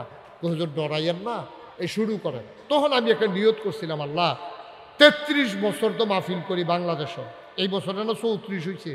33 বছরের জীবনে কত জায়গাত মাহফিল করলাম, কত জায়গাত গেলাম, কত টেহা আমার মানুষে দিছে। আল্লাহ তুমি তো আমার সুস্থ রক্ষা করাইছ 33 বছর মাহফিল। 1 বছর মাহফিল করে যত টাকা হাদিয়া পাই, পুরো 1 বছরের হাদিয়া আমার মসজিদ আমি দিয়ে দেবো ইনশাআল্লাহ। আমি 25 লক্ষ টাকা দিয়া তারপরে মসজিদের কাজ শুরু করছি। মার হাবা বলবেন না?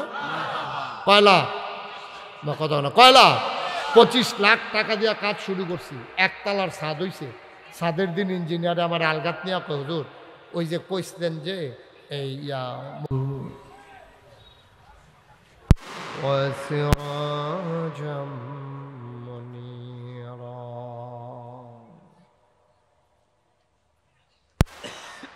قال الله تعالى في القرآن المجيد وفي فرقانه الحميد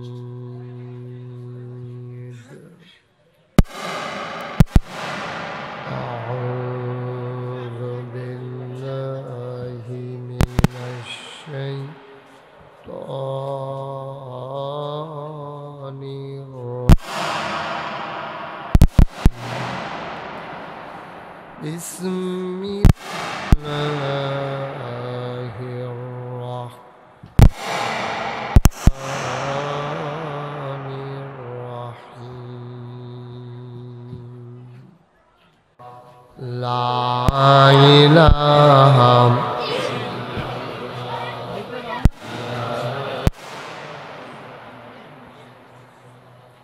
لا إله لا إله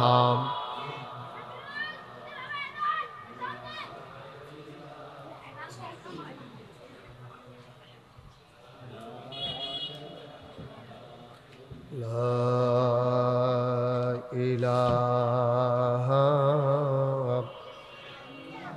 إلا الله محمد رسول الله صلى الله عليه وسلم اللهم صل وسلم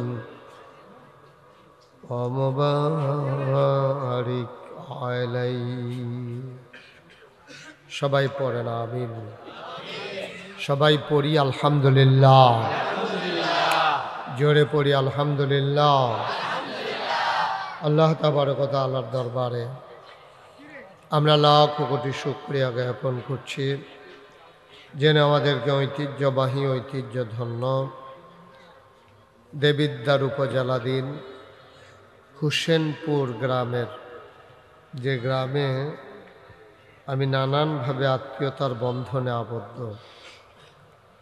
তারই পূর্বপাড়ায় আবু বকর সিদ্দিক রাদিয়াল্লাহু তাআলা আনহু নুরানি ও হাফিজিয়া মাদ্রাসার উদ্যোগে ২৪তম বার্ষিক তাফসিরুল কোরআন উপলক্ষে আজকের আয়োজনের সম্মানিত সভাপতি জনাব আলহাজ মোহাম্মদ রমিজ উদ্দিন সাহেব কই আছেন রমিজ ভাই কই সভাপতি এদিকে সামনে নিয়ে আসো অলি ভাই কিতা খবর কিতা আরো সামনে আসো হ্যাঁ আজকের মাহফিলের সহসভাপতি জনাব হাজী মোহাম্মদ আবু তাহের জনাব হাজী আব্দুল মজিদ মাস্টার প্রধান অতিথি জনাব মোহাম্মদ ইদ্রিস স্বর্ণকার জনাব মোহাম্মদ অলিউল্লাহ সওদাগর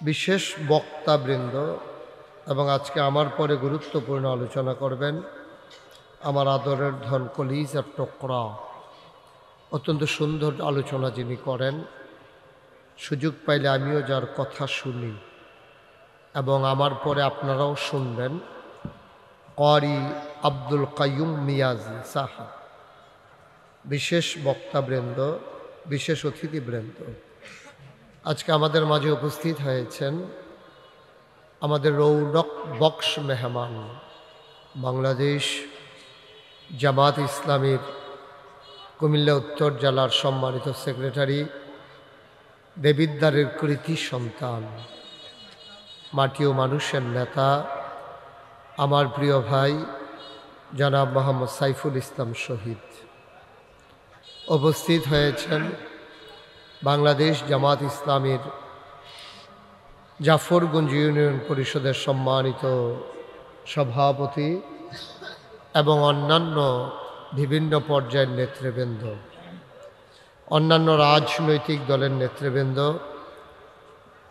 সোশ্যাল মিডিয়ার কর্মীবৃন্দ উপস্থিত এই এলাকার বিভিন্ন মসজিদের ইমাম সাহেবান ওলামায়ে কেরাম মুরব্বিয়ানে আজম কলরব এবং দামামা শিল্পী গোষ্ঠীর আমার আদরের সদস্যবৃন্দ প্রিয় পরিচালক উপস্থিত এই এলাকার দিনদার আশিকিন মুহিব্বিন পর্দার আড়ালের মা ও বোনেরা সবার প্রতি আমার আবারও আন্তরিক সশ্রদ্ধ সালাম আসসালামু আলাইকুম ওয়া রাহমাতুল্লাহি ওয়া বারাকাতুহু।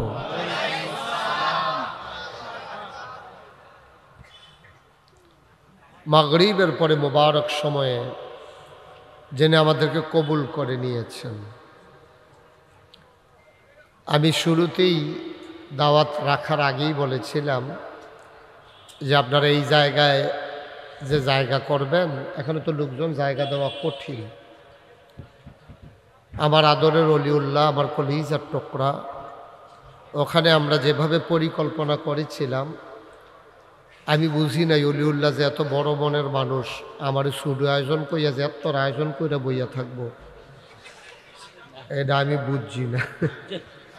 আমি গিয়া গরুর গুস্ত খাই না, আস্তা গরু জব কইরা লাইছি। এই কারবার হয়েছে অলিউল্লাহ রেহান। আমি ওয়াদা করেছিলাম ইনশাল্লাহ আবার আসব।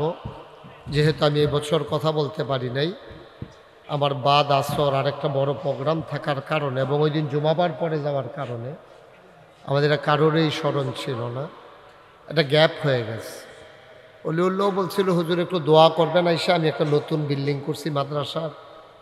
আমিও মনে করছি দোয়া তো দোয়ায়, দোয়া যে ওয়াজ এটা আমি বুঝছি না। যাই হোক, আবার আসবো ইনশাল্লাহ, যেহেতু ওয়াদা করেছি ওখানে আসবো আবার। এর আগেই, ওখানে আসার আগেই আমার এখানে আসা হয়ে গেল। এটাই হচ্ছে আল্লাহর ফায়সালা।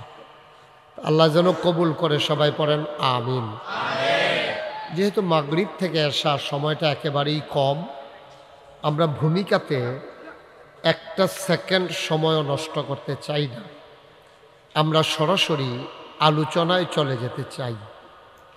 মানুষের এই যে দেহটা, খুব খেয়াল করেন মনোযোগের সাথে, আমি কিন্তু মূল আলোচনায় ঢুকে যাচ্ছি।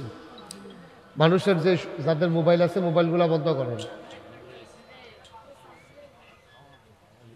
মোবাইল যাদের, দয়া করে মোবাইলগুলো বন্ধ করে দেন যেন আওয়াজ আমার কানে না আসে। সময় কম তো, একটু ধৈর্য ধরে বসেন সবাই।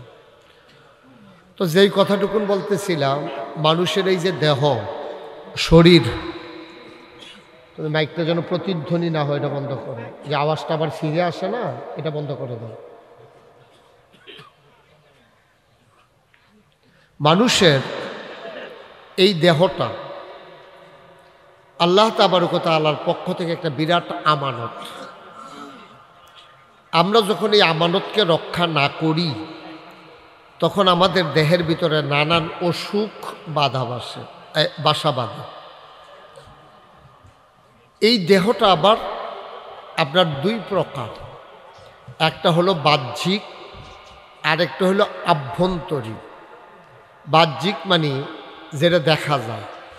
কিছু কিছু অসুখ আছে এটা বোঝা যায়, যেমন আপনার জ্বর, এটা আপনি হাত দিলে বুঝতে পারবেন। আপনার ফোড়া হয়েছে, এটা আপনি দেখলে বুঝতে পারবেন। আপনার ম্যালেরিয়া, টাইফয়েড, আপনার হুপিং কাশি, ডিপথেরিয়া, নানান ধরনের অসুখ মানুষের আছে। কিছু কিছু মানুষের অসুখগুলো দেখা যায়, আর কিছু কিছু হলো আভ্যন্তরীণ। যেমন আপনি অন্যের উন্নতি দেখলে হিংসা করা, এটাও কিন্তু একটা অসুখ। এটা কিন্তু সুস্থ মানুষের লক্ষণ না। এই যে অসুখটা, এটা দেখা যায় না, এটা বাস করে মনে। পরশ্রী কাতরতা, এবার আর পাঞ্জাবিটা সুন্দর, আমারটা এত সুন্দর না, এটা দেখলে এবার আর হিংসা লাগে। পরের সৌন্দর্যে নিজে কাতর হয়ে যাওয়া, এটা বলে পরশ্রী কাতরতা।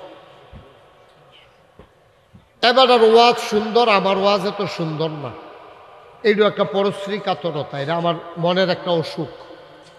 হিংসা, গীবত করা, চুগলখুরি করা, এই জিনিসগুলো এটি হলো মনের অসুখ। দুই ধরনের অসুখেরই চিকিৎসা আছে। নবীজি একদিন কিছু সাহাবা হিজরত করার পরে, নবীজি যখন মদিনায় গেলেন, মদিনার কিছু সাহাবা, তাদেরকে বলে মুহাজির, যারা না তাদেরকে বলে আনসার। মদিনায় যারা মুসলমান তাদেরকে বলে আনসার। এই রমেশ ভাই ঘুরান দিয়া বসেন, অলিউল্লাহ আমার দিকে ঘুরা বসেন। আরেকটু হেঁটে ফিসে যান, জায়গা দাও।